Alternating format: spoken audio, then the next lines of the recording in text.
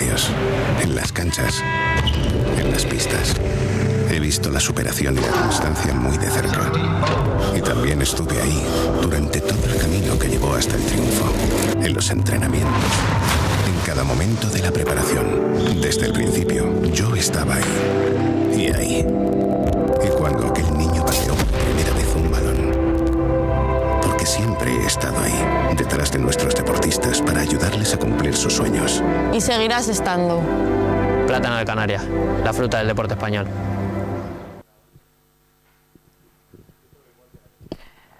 Bueno, pues venimos de una mesa en la que hablábamos de los patrocinios. Ahora, de hecho, esta mesa está patrocinada por Plátano de Canarias porque vamos a hablar de nutrición, fisioterapia y preparación física y evidentemente aquí Plátano de Canarias tiene que estar obligatoriamente formando parte de esta mesa. Primero porque es un alimento que todos los deportistas yo creo que consumís y por lo que ayuda además también en ese factor de recuperación. Veníamos de una mesa en la que hemos hablado de patrocinio y decía Eva Morán, para los que habéis estado en esa mesa, la importancia a la hora de conseguir una medalla de que haya patrocinadores porque son los que pagan la beca y al pagar la beca ella puede dedicarse a entrenar y puede rendir. También sin ellos, sin los que están aquí hoy sentados, sin la nutrición, si no se cuida la nutrición, si no se cuida la fisioterapia ni la preparación física, no se podría llegar al alto rendimiento. ¿Y quién mejor que mi compañero David, al que no os voy a volver a presentar porque ya lo hemos presentado al inicio y creo que todos lo conocéis, para hablar con... Bueno, tenemos aquí... Yo, como ya os he dicho, solo doy una pincelada que siempre es con el deportista. En este caso, de hecho, es que es una deportista que además... Marta hace doblete, porque por un lado está como deportista paralímpica, medallista paralímpica, campeona del mundo, campeona de Europa, pero de hecho también es fisioterapeuta y un honor además nuestra última banderada junto con Álvaro Valera en los Juegos de París. Así que solo dejo aquí esto y el deciros que en más de una ocasión después de los Juegos, cuando les hemos preguntado a los medallistas por la medalla, siempre nos han dicho, y una parte muy importante de esta medalla es de los médicos y de los fisios del Comité Paralímpico. Y tenemos aquí también representación de ambos. Así que, David, toda tuya la mesa. Muchas gracias, Almudena. Bienvenidos, bienvenidas. Os presento brevemente, aunque todo el mundo puede ver ya este panel. Tenemos a Ramón Velázquez, que es el responsable de fisioterapia del Comité Paralímpico Español. Tenemos junto a él a Sergio Brisa, que es el socio fundador de la startup MioBio, dedicada a la alimentación personalizada para deportistas. Tenemos a Naila Martínez, que además de ser dietista y nutricionista, es la directora de la Fundación Nereu y enseguida vamos a hablar de los proyectos que están implementando desde hace mucho tiempo. Ya os ha presentado Almudena Marta Arce, pero si no, yo no lo hubiera hecho porque todo el mundo ya la tiene en el visor y la última vez que estuvimos juntos además fue con un éxito maravilloso en París después de conseguir una medalla. Ella siempre dice que son inesperadas y luego siempre las acaba consiguiendo, lo cual pues, esperamos que siga ocurriendo en el futuro. Y nos hemos traído también al doctor Tomás Fernández, que es el jefe médico del equipo paralímpico español. Bienvenidos y bienvenidas a todos. Muchísimas gracias y vamos a hablar de este tema que es importantísimo porque además también en la primera mesa no solo hemos escuchado ahora a Eva, sino escuchábamos antes a Sergio Garrote. Sergio nos decía: gracias al plan ADO paralímpico puedo dedicarme a ser deportista y solo centrarme en eso, pero también hay una parte importante que es con toda la estructura que nos pone a disposición el comité, eso supone que yo pueda tener un cuerpo de fisioterapia, un cuerpo médico, un cuerpo de nutrición. De hecho, en el podcast del Comité Paralímpico hablamos mensualmente de todos esos aspectos y quería empezar por este tema, porque antes era muy complejo para deportistas paralímpicos que incluso además no tenían una beca poder recuperarse adecuadamente, y puede parecer de perogrullo, pero no lo es. Ahora le preguntaremos a Marta por esos inicios, ¿no? Pero a Ramón le quiero preguntar, ya no tanto por la importancia que es evidente de la fisioterapia cada vez más y más en el deporte con discapacidad, sino por cómo cambia. Es decir, estamos hablando de atletas igualitarios con y sin discapacidad, pero claro, hay personas que no sienten una parte de su cuerpo, pero que necesitan ejercitarla en un momento determinado dentro de una competición. ¿Cómo resolvéis los retos del día a día en la fisioterapia de los atletas paralímpicos? Bueno, ¿se me escucha bien? En primer lugar, gracias a los que estéis aquí, gracias por la invitación al foro y a los asistentes. Esta pregunta, siempre lo de quizás diferencia entre tratar a un deportista olímpico o paralímpico, siempre es compleja de responder. Y también con permiso del doctor, que siempre estamos mano a mano en juegos, en competiciones, y lo vamos tratando juntos. Bueno, diría que, al igual que cuando se habla de deporte paralímpico, es un gran cajón desastre, ¿no? Si diríamos las lesiones o hablamos de la tipología de discapacidad, no es un grupo homogéneo, ¿no? Hay muchas realidades. A nivel de fisioterapia, preparación física, medicina, demás servicios, es todo un grupo heterogéneo. O sea, al igual que diría que la gimnasia rítmica y el piragüismo son dos deportes olímpicos, poco tiene que ver la fisioterapia en ellos dos, ¿no? Pues lo mismo ocurre en deporte paralímpico.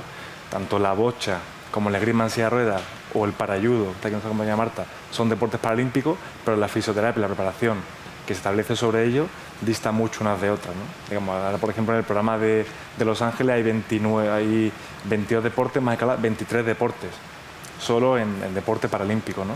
Entonces, en ese caso, ¿qué tenemos que tener en cuenta? Creo que al final los servicios que se realizan sobre los deportistas no cambian, ¿no? Porque al final realmente cuando una persona trata a otra es un acto de salud sobre otro ser humano, y tienes en cuenta, cuando evalúas a tu paciente, muchas dinámicas y muchos factores diferentes, ¿no? A esto se suma uno más, ¿no? Que es el hecho de tener una discapacidad. En ese caso deberíamos tener en cuenta cómo afecta esa deficiencia al deporte que realiza la persona y tener esa variabilidad. Digamos que hay que tener en cuenta, bueno, en función de la tipología de discapacidad, digamos que hablamos de 4 grandes grupos de discapacidad. El déficit sensorial visual, la discapacidad física, la parálisis cerebral o grupos más a nivel más degenerativo, otra tipología de discapacidad más auditiva o discapacidad intelectual. ¿Cómo tratamos a estos deportistas? Lo importante es conocer cómo vienen los deportistas y actuar de la mejor manera posible, digamos. Al igual que una persona ciega no es un ser humano carente de visión, sino que tiene otras actitudes y aptitudes que ha desarrollado en su carrera deportiva y humana, lo mismo ocurre con un deportista que hace velocidad y tiene un problema de hipertonía, un daño cerebral adquirido. ¿Cómo actúa sobre esa persona? Sí te diría que la complejidad y la diferencia entre el olimpismo y el paralimpismo creo que es clara, ¿no? Quizá un fisioterapeuta que acudió a unos Juegos Paralímpicos enmarcaría bien en unos Juegos Olímpicos, no tendría problema como desarrollarse. Sin embargo, un fisioterapeuta que ha acudido a unos Juegos Olímpicos, si en los siguientes 4 años tiene que acudir a unos Juegos Paralímpicos, quizás su papel es algo más complejo, ¿no? Porque tiene que meter ese factor clave que es la tipología de discapacidad. Dentro de todos los aspectos que han ido evolucionando en los últimos tiempos, tiene que ver con la nutrición, y los 2 próximos invitados van a hablar de eso. Sergio Brisa, que ha sido deportista también, decidió que en un momento determinado la personalización que estábamos viviendo en el mundo del deporte también tenía que aplicarse a la nutrición deportiva. Empezó a trabajar con deportistas específicos a los que les hacía una comida concreta en función ya no solo de su capacidad física, sino del día a día, es decir, por ejemplo, introducir alimentos antiinflamatorios cuando había una lesión para tratar de recuperar mucho antes, y Miobio ha crecido hasta convertirse en una empresa que da servicio a clubes, da servicio a deportistas y que está tratando de poner en valor algo que en realidad todos sabemos, pero que a veces en nuestro día a día no aplicamos, y a veces sorprendentemente los deportistas no aplican, que es que hay que comer adecuadamente para rendir adecuadamente. En este tránsito, Sergio, ¿qué esperabas que ocurriera y qué cosas han ido ocurriendo dentro del deporte? Porque siempre hablamos de que hay temas que parecen muy claros y sin embargo tardan en implementarse mucho más de lo que se querría, ¿no? Sí, a ver. Bueno, en primer lugar, muchísimas gracias por la invitación. También quería yo agradecerlo.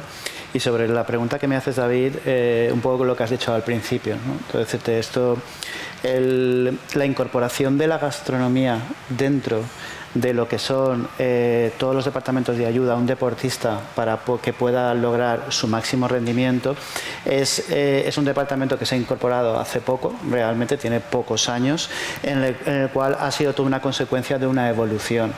Igual que la nutrición, también para mí tiene poco tiempo real dentro del deporte y ha sido una consecuencia necesaria para poder cumplir los logros que cualquier deportista quiere tener. Tanto los campos de la fisioterapia como la nutrición han avanzado en estos últimos años de una manera muy rápida.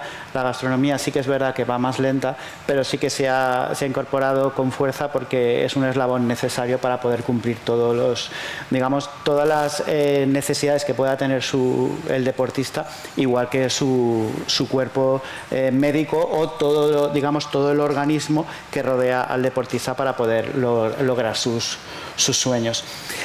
Por desgracia sí que tengo que decir que falta muchísimo recorrido.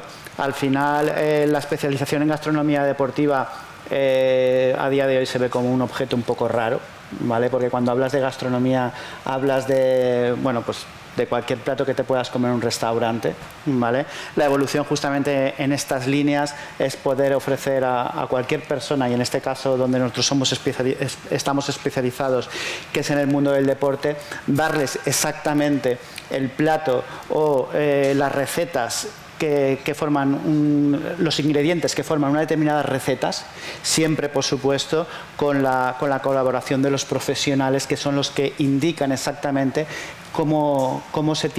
cuáles son los ingredientes vitales para cada una de ellas. Nosotros ya nos encargamos del resto, que es el de diseñarlo, cocinarlo y ofrecérselo de manera cómoda, porque si no es igual también hay un problema. El salto viene por ahí. De hecho, lo que cambia a mi oído es que te da la comida hecha, después de haber hablado con el cuerpo médico y con el cuerpo nutricional de los clubes, con lo cual todo está alineado, como decía Ramón al principio, ¿no?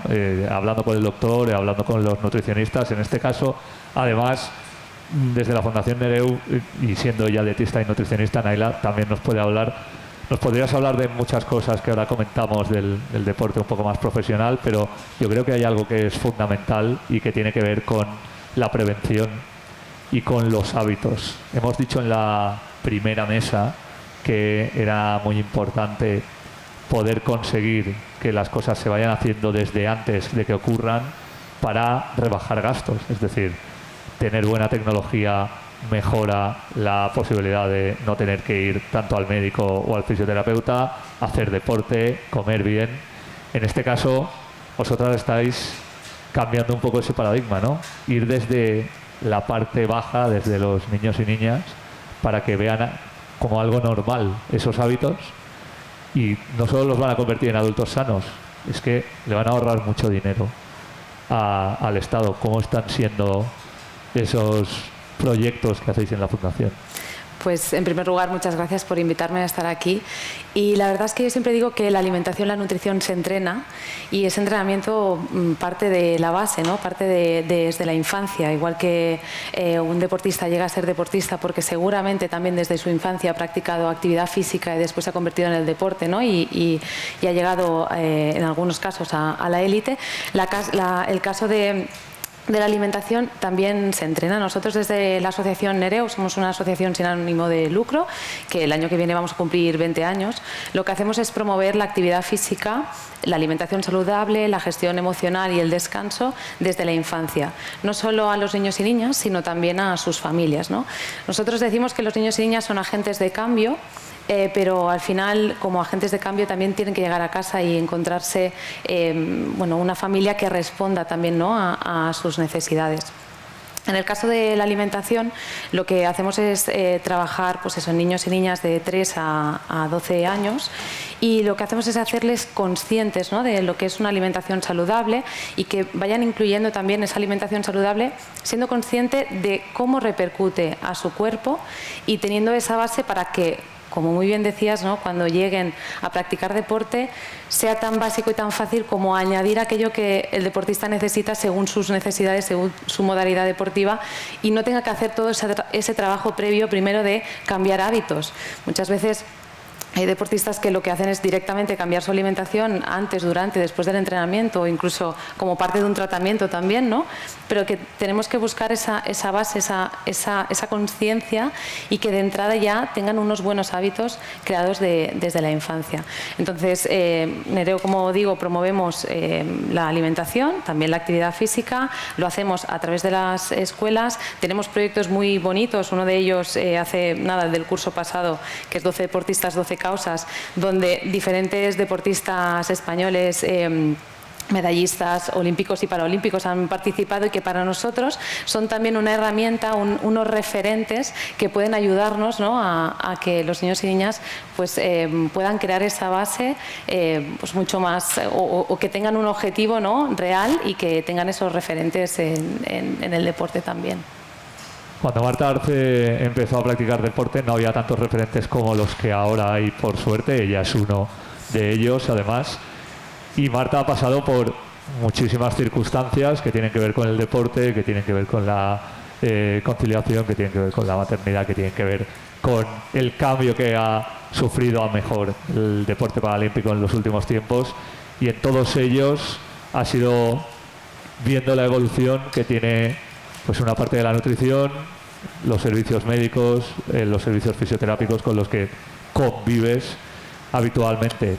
Yo creo que ellos pueden contar muchas cosas, pero quien los ha utilizado y quien ha podido mejorar gracias a ellos ha sido tú. Nos gustaría que nos dijeras, en este punto de vista en el que estamos, cómo te ha incidido en tu carrera poder disponer de estas circunstancias o poder ir aprendiéndolas, porque hay muchas veces que cuando empezamos, como decían Sergio Nailan, no tenemos esa conciencia de algunas cosas que deberíamos hacer como deportistas, o no podemos hacerlas porque no estábamos en una circunstancia como la que estamos ahora. Pues efectivamente, ¿me oís? Es que este chirimbolo se va para abajo. me lo voy a sujetar, no pasa nada. Bueno, pues muchísimas gracias por dejarme estar aquí un ratito para compartir mi experiencia. Yo la verdad que sí, efectivamente he tenido la suerte de, bueno, porque tengo más años que el fuego, de ver cómo ha ido evolucionando todo el Comité Paralímpico desde el principio y, por supuesto, pues el servicio médico. Para mí el servicio médico pues ha sido fundamental, porque haciendo un deporte de contacto, pues podéis imaginar que me he lesionado 1.000.000 de veces. Aquí está Tomás, que me ha visto en mis peores momentos, muchas veces llegar a urgencias. Y bueno, la verdad es que para mí el servicio médico del Comité Paralímpico fundamentalmente, no puedo evitar decirlo, pero es la doctora Espejo, es Pepa, que bueno, pues me ha recogido mis pedazos también de mi mala nutrición, cambiándome de categoría forzosamente en 2006, después de haber hecho todas las barbaridades que se pueden hacer para bajar de peso en un deporte de categorías de peso. Las he hecho, y bueno, pues ahí estaba ya para recoger mis trocitos, recomponerme y volverme a poner de pie. Y bueno, yo creo que antes, pues claro, no contábamos con un servicio de nutrición ni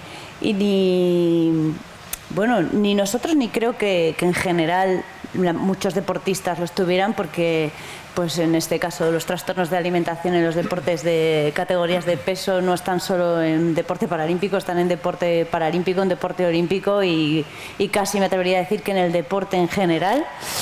Y bueno, pues yo la verdad es que gracias al servicio de nutrición que tuve mucho después, pude hacer la bajada de peso que he tenido que hacer ya súper mayor para meterme en la categoría, puesto que en deporte paralímpico tenemos esas modificaciones de los reglamentos y de las clases de las categorías, pues que me obligaron a tener que meterme en una categoría inferior, de la que la doctora Espejo me sacó en su día. Pero ya con un poquito más de cabeza. Y yo tengo que decir que la verdad es que he tenido la suerte de empezar a tener unos buenos hábitos alimenticios a raíz de la maternidad y pues de comer lo mismo que los peques. Al querer dar de comer bien a los niños, empezar a comer bien yo, a hacer purés, a controlar la ingesta de azúcar, a pensar en un desayuno para ir al cole en condiciones, porque bueno, aquí ya tengo niños adolescentes, que estamos muy acostumbrados a ver deportistas con bebés, pero también hay deportistas con niños de 16, 11 y 9 años y que tienen que comer sano y cada uno sus cantidades. Jolín, lo que comen los adolescentes. Y bueno, pues sí, la verdad es que ha sido estupendo pues poder contar con el servicio médico que tenemos ahora, que para mí pues fundamental, el acceso a la fisioterapia, que bueno, para mí ha sido también un poco idas y venidas, porque yo he estado entrando y saliendo del plan ADOP y tengo que decir que mucho más que las becas, cuando he estado fuera, lo que he hecho de menos es el servicio médico. Básicamente, porque bueno, pues estando en competición con o sin beca nos lesionamos y bueno, pues te sientes más amparado, más abrazado, más recogido y para mí son unos compañeros de viaje imprescindibles. El otro día estaba pues reflexionando sobre la cantidad de años que llevo conociendo a Tomás y a las dos a Espejo y pensando, pues igual sí que cuando ellos se vayan sí que me tengo que retirar. Porque no voy a querer seguir si no es con ellos al lado. Pero sin presión, ¿eh, doctor? Sin presión, doctor. Sí. Bueno, no te lo hemos dicho, Marta, pero Sergio ha practicado judo también y seguro que tenéis historias que podéis contar. Yo tengo algunas de su Uriarte y Laura Gómez de lo que ellos llamaban los Juegos del Hambre, sí, que estoy convencido de que conocéis de sobra y que es mejor no contar en estos foros. Hablábamos del doctor Tomás Fernández, que dentro de ese equipo médico se enfrenta a las dificultades que ya nos contaba Ramón, que es al final no solo las lesiones que se encuentran, sino todos los tipos de discapacidades que hay que tratar en diversas circunstancias. Y al final, el hecho de que se confíe también en el cuerpo médico, creo que las palabras de Marta son muy bonitas, tiene que ver con algo que es importante, que es cómo se trata al deportista. ¿Cuál ha sido esa trayectoria para llegar a tener una relación de estas características con los deportistas, doctor? Primero buenos días. Y Marta, no nos vamos a olvidar. Yo tampoco, entonces. Agradecer a la organización la invitación, a don Carlos y a Bea por la invitación y también al pabellón polideportivo de aquí de Alcobendas y al servicio médico deportivo con el doctor Gasque. Muchas gracias por estar. Dicho esto, también yo entré y me introducí. Me metieron en el mundo de paralímpico tanto la doctora Espejo como don Alberto Jofre. En aquella época rompimos ya un esquema importante que era que hasta ese momento cada federación, cada disciplina deportiva tenía su médico, su fisio, pero no era un equipo integrado. Entonces fue cuando creamos el equipo multidisciplinar que se empezó a poner en marcha en los Juegos de Londres, ya en los Juegos de Londres, en el 2012, y empezamos ya a hacer sesiones clínicas conjuntas, a trabajar conjuntamente médicos, fisio y preparadores. Venían también a sesiones los preparadores, los entrenadores y un equipo multidisciplinar no es un ejército que cada uno hace lo que quiere. Es decir, hay una responsabilidad y hay una coordinación de equipo, porque lo importante en ese aspecto era el que todos tuviéramos que trabajar coordinados.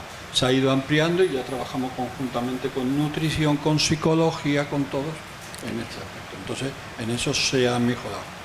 La responsabilidad de un equipo multidisciplinar en el ambiente sanitario, en el ambiente médico, corresponde a un jefe médico. En este caso he tenido yo que asumir esa responsabilidad, que llegado el momento de ser otra persona, pero que funciona de forma coordinada.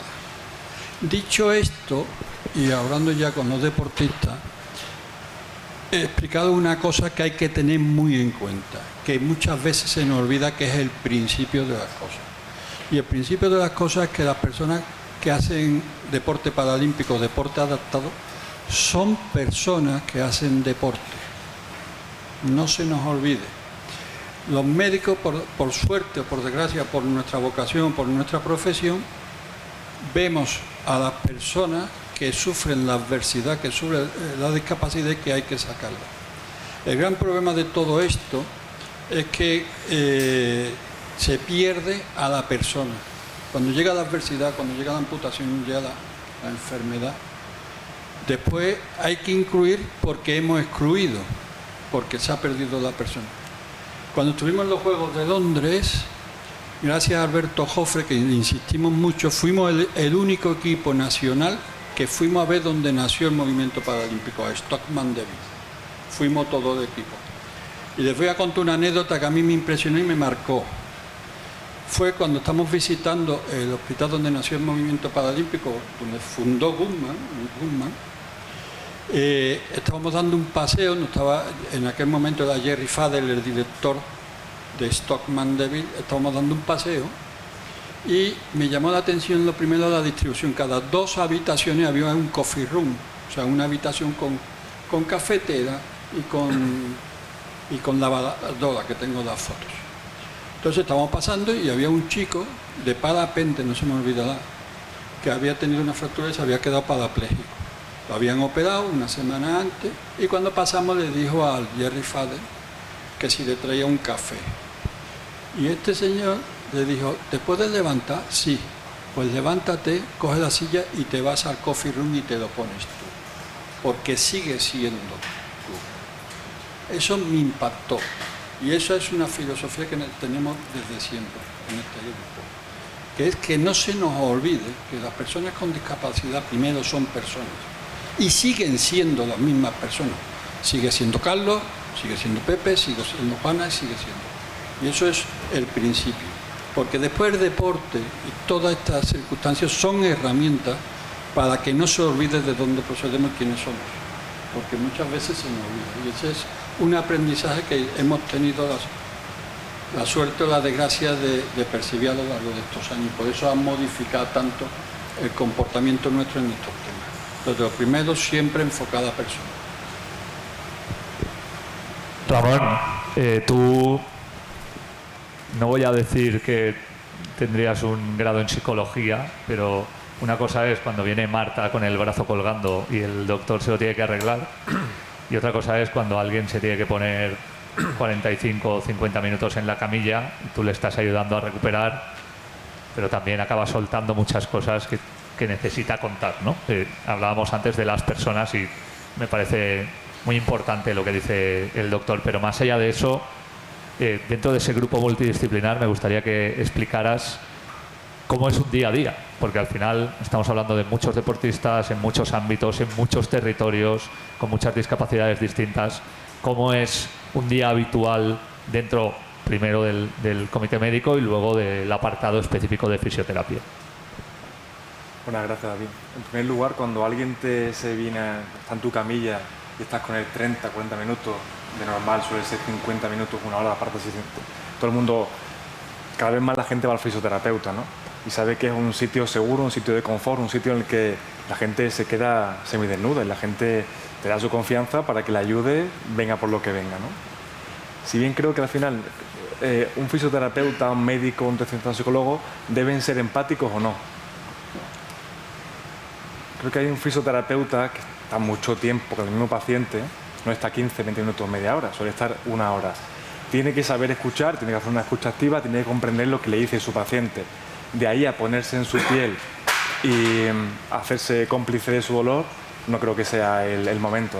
Hay que mantener esa distancia fría a la hora de entender y dar una explicación, pero no a la hora de sufrir o llorar por ese paciente, ¿no? Sobre todo los que nos dedicamos más al ámbito de discapacidades más moderadas, como un déficit visual, y discapacidades más severas, ¿no? Como enfermedades degenerativas, lesión medular recién adquirida o enfermedades que se adquieren durante la vida adulta, ¿no? ¿Cómo es el día a día de un fisioterapeuta que trabaja en deporte paralímpico? Cuando hablamos de deporte paralímpico, y insisto mucho en este tema, no hablamos solamente del fisio de la camilla, ¿no? El fisio al que te ocurre algo, viene derivado por medicina o hace una fisioterapia de manera preventiva y hace la fisio, ¿no?, de sota, caballo y rey, digamos, ¿no? La fisio en deporte paralímpico tiene muchos pilares, ¿no? y engloba diferentes escalas. Antes la compañera hablaba de agente de cambio, ¿no? La palabra agente de cambio. La fisioterapia dentro del deporte paralímpico es un gran agente de cambio. ¿Por qué digo esto? Porque realmente el fisioterapeuta que comprende deporte paralímpico tiene una visión bastante generalizada de lo que es la fisiodeportiva y lo que es la fisio en personas con discapacidad. Une esos dos entornos, ¿no? ¿Qué diría? Ahí realmente hablaría de que las personas con discapacidad, sea congénita o sea adquirida, el profesional de la salud al que más suelen acudir es el fisioterapeuta, sea de manera deportiva o de manera de fisioclínica del día a día, ¿no? Creo que en ese caso también es fisioterapia en deporte paralímpico, un fisioterapeuta que trabaja en una clínica o trabaja en una asociación o fundación de personas con discapacidad y recomienda a su paciente qué deporte puede hacer en función de qué discapacidad tenga y cómo impacta esa deficiencia en la modalidad deportiva que quiera hacer, ¿no? Si una persona tiene una parálisis cerebral severa, quizá el tiro con arco no es la modalidad más adecuada, ¿no? Pero sí la bocha. Si una persona tiene discapacidad visual, quizá el atletismo, si tiene un buen acompañante, sería buena opción, ¿no? Entonces, creo que el saber acompañar y educar al paciente es una fortaleza del fisioterapeuta que trabaja en deporte paralímpico. Si bajamos esto a tierra, a nivel de deportista paralímpico hay unos 40 fisioterapeutas que trabajan en el día a día con deportistas paralímpicos. No soy yo el único que trabajamos 40 personas. Un cambio importante que se produjo en el servicio médico del Comité Paralímpico, que fue creado por la doctora Espejo, por Amaya, por Tomás, allá por el 2006 al 2008, hasta ahora, el año 2020, fue que la fisioterapia era principalmente dada en Madrid, en los CAR de Barcelona, en Murcia, en Sevilla. ¿Qué ocurría con esos deportistas paralímpicos de alto rendimiento que vivían en un pueblo de Cádiz, de un pueblo de Lugo, vivían en Mérida, ¿no? ¿Quién les trataba a esa gente? El lograr que cada deportista se quede en su lugar de residencia, se trata allí y se ha entendido por el mismo fisioterapeuta, es un buen logro a nivel de plan ad hoc, a nivel de Comité Paralímpico. Luego, cuando hablamos antes de lesiones o a nivel de deporte paralímpico, creo que aún no es importante. No hemos llegado todavía al punto de decir cuántas lesiones por miembro, por región anatómica, por si son musculares, tendinosas. Creo que eso aún no es importante. Hay que tener datos, pero es cierto que el pool de atletas, de personas con discapacidad que realizan deporte, no es grande. El pool anual que manejamos de deportistas está entre 100 y 150. No es una gran población para que los datos que cogemos a nivel lesionales sean algo que sea extrapolable al futuro, ¿no? Creo que es más el crear base, el darle a los fisioterapeutas que se dedican a la discapacidad o al deporte herramientas de cómo recomendar a esas personas con discapacidad qué hacer y qué no hacer, qué deporte realizar y qué no, y cómo tratar a nivel de actuar un poquito más local. Y luego más adelante hablaremos, ¿no?, de algo más de datos o de universidades y cosas de ese estilo, ¿no? Sergio, lo ha dicho antes Sergio Garrote y lo acaba de explicar muy bien Ramón. Al final, el deporte de élite es minoritario, pero el 98% de la gente que hace deporte no es élite ni es profesional y, sin embargo, cada vez hay un crecimiento mayor en la práctica del deporte, bien por personas con discapacidad o bien por personas sin discapacidad. Y en todas partes vemos cómo están empezando a, no voy a decir copiarse, pero sí integrarse hábitos que tiene la élite para venir hacia abajo. Antes solo era comprarse las mismas zapatillas para correr igual que el 1% que corre el Maratón de Valencia. Luego hubo una integración de entender la necesidad de ir a fisioterapia y poco a poco se va integrando la nutrición. Dentro de ese servicio que vosotros dais, que es, lo hemos contado antes, no solo personalizar la comida, sino darla hecha, que es lo que nos cuesta a todos, no solo cocinar, sino tener tiempo para cocinar. ¿Crees que en este auge dentro del deporte paralímpico también de personas que quieren hacer deporte, este servicio va a ponerse en marcha pronto? Lo digo porque hace poco creo que el dueño de Mercadona, Juan Roig, dijo que consideraba que en 5 o 10 años las cocinas de las casas desaparecerían y por eso había abierto en sus supermercados un sitio de comidas para llevar. Pero tú tienes los datos reales de lo que está pasando en el mundo del deporte. ¿Consideras que eso puede ir tan rápido y que puede permear al resto de la población? Y en este caso, pues todos los niños y niñas que ahora mismo están viendo que tienen una discapacidad y que pueden hacer deporte en el futuro, y a sus padres también. A ver, para mí la personalización a nivel de alimentación es el futuro. Igual que ya es evidente y es real en otros sectores que la importancia que tiene la personalización, yo creo que el mercado cada vez se da más cuenta, ¿no?, de que un jugador de básquet no puede comer lo mismo que un jugador de fútbol, por ejemplo, o un deportista de judo que uno de rugby. o un deportista que tiene ciertas carencias o ciertas necesidades por temas de intolerancias que un compañero suyo de su propio equipo, ¿no? Entonces, yo creo que la personalización es el futuro y por eso es nuestra apuesta. Y desde que nosotros nacimos, realmente me han demostrado los clientes de que así es, ¿no? Y de que así va a ser. De hecho, la acogida de un servicio como el que nosotros prestamos, ¿vale? Ha sido muy rápida, porque nosotros realmente tenemos 5 años, 3, 4, trabajando exactamente el deporte, porque sí que es verdad que nosotros nacimos dentro de la parte clínica, de la parte hospitalaria, ayudando a personas enfermas a poder proporcionarles exactamente los alimentos que ellos necesitaban. Pero bueno, visto una vez se nos conoce, pues bueno, el deporte sí que es verdad que nos absorbe de una manera tan grande que a día de hoy prácticamente trabajamos en deporte. Pero la tendencia es clarísima para mí. Poco a poco cada persona todos tenemos objetivos y ya que ya entendemos a la perfección campos como la nutrición, que ya está en nuestro día a día, ¿vale? Que ha costado, pero ya a día de hoy forma parte, ¿no? de todos nuestros entrenamientos y como consecuencia de conseguir nuestros objetivos, la gastronomía o la dedicación a una gastronomía especializada en estos campos sí que es una apuesta de futuro seguro. Naila, ¿qué dificultades os encontráis? Lo decías, lleváis más de 2 décadas trabajando en estas circunstancias para crear hábitos saludables para los niños y también para sus padres, pero hay una evidencia que es que aunque España tiene un rango de precios, vamos a llamarlo razonable, comer saludable siempre es más caro, más costoso a nivel de elaboración y más difícil en general como percepción. No digo que lo sea, sino que la mayoría de la gente tiene esa percepción.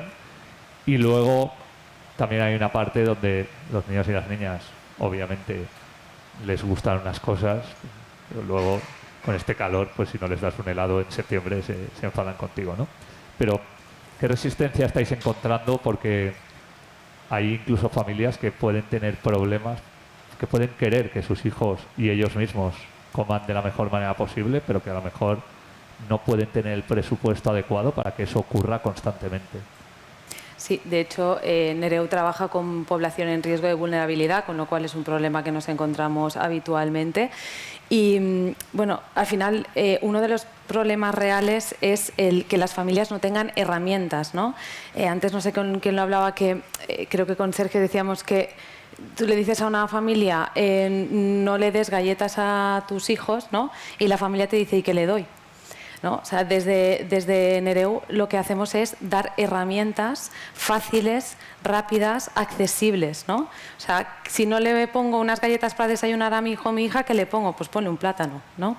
Es que tú tienes que llevar el plátano en el bolso para que te vean que tú comes un plátano, ¿no? Que es algo accesible, es un alimento de temporada. O sea, al final lo que hacemos es trabajar en función del territorio, ¿no? de la localidad donde estamos con las familias, qué alimentos tienen accesibles, qué es lo que están comiendo habitualmente y transformar eso, ¿no? O sea, por ejemplo, si están desayunando un batido, ¿no? ¿Qué tenemos cerca en el mercado, en el supermercado, que tenemos cerca que sea saludable, que tenga un precio aproximado, ¿no? Que lo puedan adquirir las familias independientemente de su economía, de la economía familiar y por lo tanto dar esas herramientas, ¿no? Yo creo que el problema principal que tenemos es que luego también tenemos mucha, a mí me gusta llamarle infoxicación, que es mucha información tóxica, ¿no? de lo que es una alimentación saludable, ¿no? Que nos genera a veces una mala relación con la alimentación. Antes decías, Marta, ¿no? Los trastornos muchas veces vienen dados por muchísima información que tenemos sobre alimentación que son mitos. Y que todo eso tenemos que trabajarlo con las familias para que poco a poco entiendan que una alimentación saludable no tiene por qué ser más cara. ¿Sí? Y de hecho, bien estructurada, planificada, individualizada, no es más cara. Creo que era un mensaje muy claro que queríamos dejar aquí también, porque ayuda a muchas de las personas en estas circunstancias. Lo que le querría preguntar a Marta es que nos hable de un día suyo, porque ella tiene que entrenarse, tiene que cuidarse, tiene 3 hijos, no sé si te tienes que cocinar para ti y para ellos, en base a qué circunstancias nutricionales lo tienes que hacer. Es decir, nosotros podemos hablar en genérico de todo lo que está pasando, aunque se hagan situaciones específicas, pero para una deportista de élite madre, que cada vez es más común pero sigue sin ser habitual, ¿cómo han sido estos últimos años a ese nivel? Pues la verdad es que yo creo que vivo en el más absoluto caos, en general. Además, soy una trabajadora autónoma, con lo cual no tengo horarios. Hoy estoy aquí, mañana allí. Mis niños tienen 4.000 extraescolares, también tienen sus cosas y sus problemas, también sus cosas, sus cumpleaños y sus amigos, y cada vez son más mayores y, en fin, que van creciendo y los problemas también van aumentando. Desde un punto de vista nutricional, yo creo que la palabra fundamental, que yo la aplicaría a todo, no solamente a la nutrición, también a la salud, la individualización, la personalización. Hoy en día se están dando cursos de humanización en el ámbito sanitario, ¿no? Que dices, madre mía, si es gente que ha llegado hasta allí por vocación, cómo el andar del día a día te va sacando de tu cuerpo, de tu propia alma, ¿no? Y tienes que volver, ¿no? Y yo he aprendido a vivir en el caos. Las comidas las organizamos haciendo una lista de lo que sabemos cocinar. Sí. Que es súper importante, ¿eh? Ahora ya el mayor empieza a ayudar un poquito más y el fin de semana la cena lo llamamos cena libre, que hay que comerse las sobras o lo que buenamente encuentres por tu cuenta. Y eso aplica a toda la familia. Así pues se van también espabilando, porque a lo mejor un día deciden hacer tortitas saludables o te hacen gofres no saludables o hacen sándwiches o hacen una ensalada también, porque es lo que comen y lo que hay en la nevera, ¿no?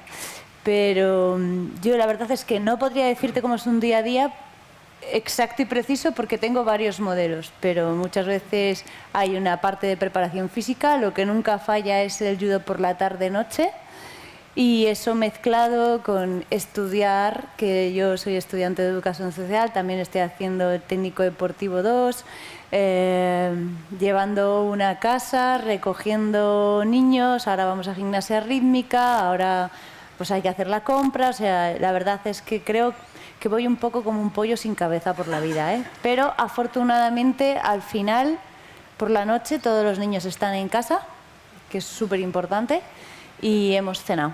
Entonces, pues yo cada vez creo que conseguimos todo eso, es una súper victoria. Y eso, pues hay que ir poniendo objetivos cumplibles y no siendo demasiado exigentes, manteniendo el ritmo todo lo que podemos y apoyándonos pues en un montón de gente que tenemos alrededor, pues que nos quiere, nos acompaña y nos comprende, que es súper importante, ¿no? Estar a nuestro lado desde un punto de vista 360 con nuestra realidad y nuestras circunstancias de cada uno. Os recordad que cuando esta mujer ganó la última medalla en París, su vida ya era un caos. Es decir, que el mito del deportista que se levanta, se desayuna tranquilamente, se entrena, descansa y luego va al fisio, pues a veces ocurre, pero a veces no ocurre, y este es el caso también. El ideal de aspiración. Esperamos que eso pueda ocurrir en algún momento de tu carrera deportiva, que como todavía queda bastante porque el doctor no se va a jubilar. Pues yo creo que cuando se independicen mis hijos será el momento, ¿no?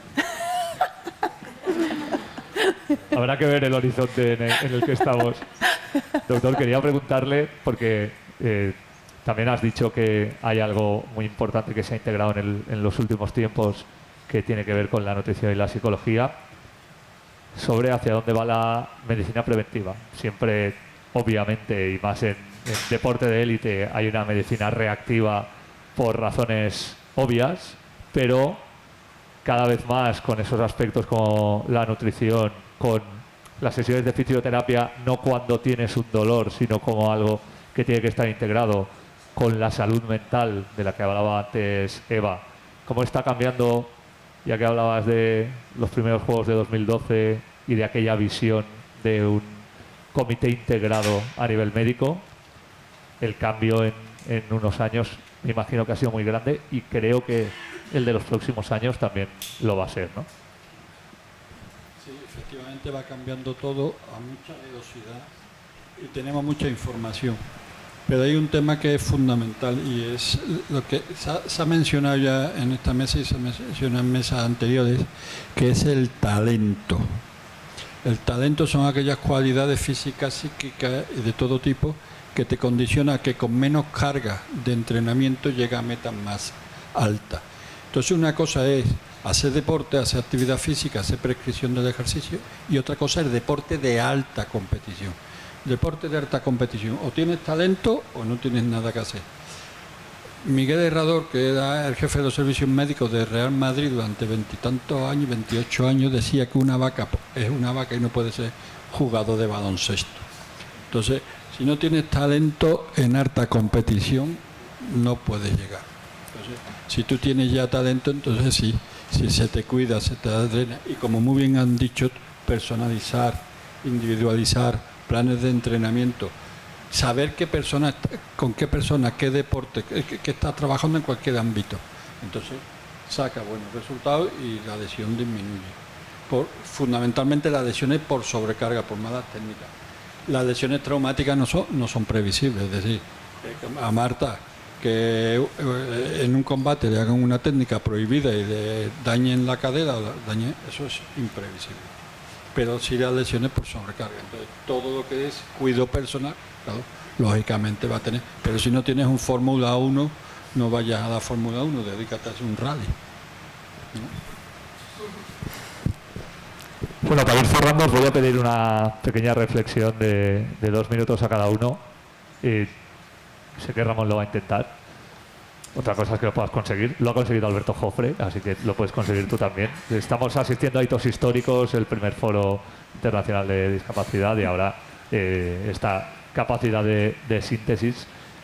Te quiero preguntar qué es lo más difícil que has tenido que hacer, porque al final tenéis tantos ámbitos que muchas veces es muy complejo encontrar una solución inmediata, porque además a vosotros se os exige una solución lo más rápida posible, ¿no? Pero algo que, no sé si lo recuerdas o no, pero algo que hayas conseguido tú y tu equipo y haya permitido a un deportista hacer algo que a lo mejor no podía hacer, no sé si es algo que te viene a la cabeza.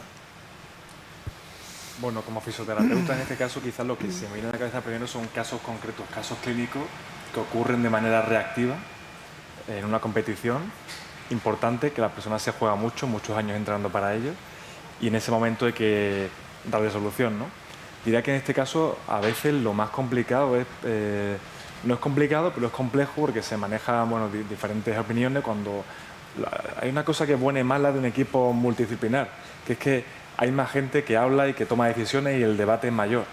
Quizás a veces lo más complicado es ponerse de acuerdo, siempre de manera interna, ¿no?, para ver de qué manera se lleva el caso concreto. Vale, pues, recuerdo casos concretos de deportistas que quizás 3 días antes de competir no podían levantarse de una silla y su prueba era el lanzamiento, quizás. O deportistas que tenían que meterle a una raqueta durante 2 horas y no eran capaces de coger la raqueta sin peso, ¿no? Entonces, bueno, creo que en este caso lo más bonito, lo más complejo del equipo multidisciplinar es llegar a un punto en el que todo el mundo trabaja en élite y se da por hecho que todos somos buenos quizás por separado, el llegar a un punto de debate y ponernos de acuerdo, y ya que a veces es un tema complejo, ¿no? Lo has conseguido, ¿eh? Muchas gracias. Y has dado 2 ejemplos, además, no solo uno. Sergio, hemos hablado antes de la personalización y todo el mundo lo ha validado. Quiero preguntarte por si el deporte está yendo más lento en la personalización de lo que debería. Es decir, todo el mundo es consciente de que la nutrición es fundamental.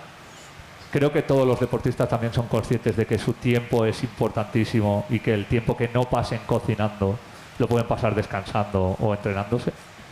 Pero hay una conciencia real de que algo que en realidad no es costoso, ya no hablo de deporte de élite, estamos hablando de precios de platos que podrían ser como los precios de un menú de cualquier establecimiento gastronómico. ¿Crees que eso se va a integrar más rápidamente porque va a haber un apartado gastronómico dentro de los clubes y de las instituciones? ¿O todavía falta esa figura que ya hemos asociado, fisioterapia, medicina, nutrición, psicología, pero todavía no se habla de un chef dentro de una estructura deportiva? A ver, para mí todavía falta muchísimo. Un nutricionista para mí tiene muy claro cuál es nuestro aporte de valor. Un médico lo tiene clarísimo, un fisioterapeuta lo tiene clarísimo, pero al final quien se lo va a comer es el deportista. Entonces, ahí todavía cuesta mucho, pero muchísimo.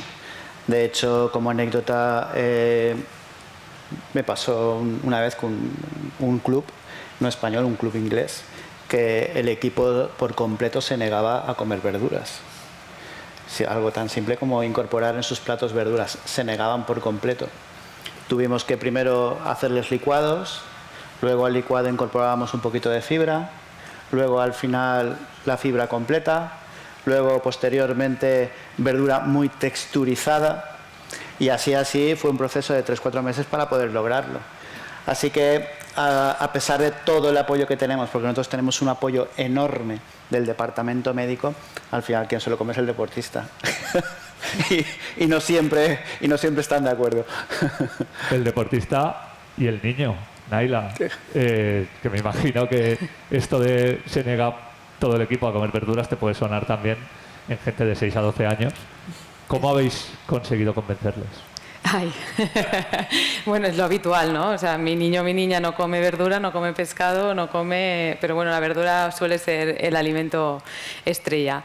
Bueno, al final hay que educar, ¿no? Hay que empezar por la base y luego tener en cuenta, hablabas de la personalización, de la individualización, de tener en cuenta los gustos, ¿no? Y a partir de los gustos del propio niño o niña ir implementando, ¿no? Las verduras, en el caso de las verduras, pues muchas veces no es necesario comerte todas las verduras. Seguro que hay alguna que igual te gusta, ¿no? Y hay algo que nosotros utilizamos mucho y es no ponerle coletillas. Es decir, es que no me gusta el calabacín. ¿No te gusta el calabacín a la plancha? ¿Por qué? Porque eso me permite que en el momento que yo lo haga al horno, no me puedas decir, no, es que yo ya lo he probado y no me gusta. No, tú has probado el calabacín a la plancha y no te gusta, pero al horno no, ¿no? Entonces, bueno, es educativo, ¿no? Con mucha paciencia, ya lo sabes, ¿no, Marta? Con niños y niñas pues hay que tener mucha paciencia, sobre todo sin presión también, ¿no? Acompañando la figura de paterna, materna, o sea, de cuidador, es de acompañamiento, de respeto y sin crear presión, ¿no? O sea, ir ofreciendo, sobre todo no dejar de ofrecer, hay que tener paciencia y esperar que se coma ese calabacín dentro de 10 años. Esperemos que antes, sí puede ser. Pero 10 años, yo que tengo hijas, me parece un buen horizonte. Marta, no quiero hacer ficción, y más teniendo en cuenta la carrera brillante que has tenido, pero detrás de todas esas medallas de las que hablaba Almudena también, y nos lo has contado tú, ha habido sufrimiento y ha habido cosas que seguramente hubieras hecho distintas con un equipo como el que tienes ahora.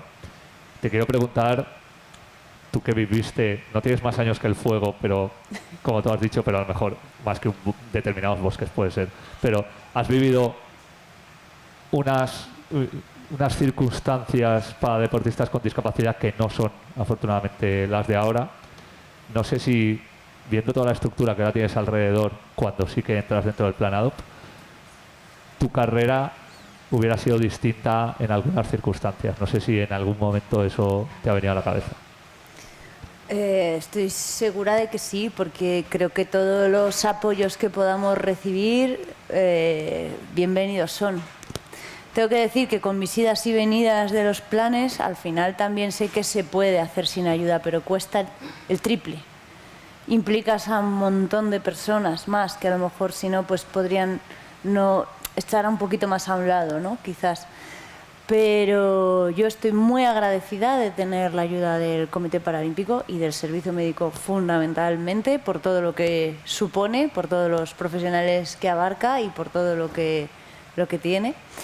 Y yo creo que es un ejemplo y que deberían seguir muchos países en sus comités paralímpicos, que es... bueno, es que yo no le pondría absolutamente ninguna pega. Entonces, creo que es una estructura a copiar en otros sistemas, en otras federaciones, para trasladarlo a muchos sitios, porque creo que funciona. Ahora, si funciona porque está bien organizado, porque tira solo, eso yo ya no lo sé, porque para mí el servicio médico del Comité Paralímpico, ya sean nutricionistas, ya sean médicos o ya sean todos los profesionales, sobre todo son personas a las que conozco, a las que aprecio y que creo que me aprecian y con las que he tenido la suerte pues, de andar estos caminos, ¿no?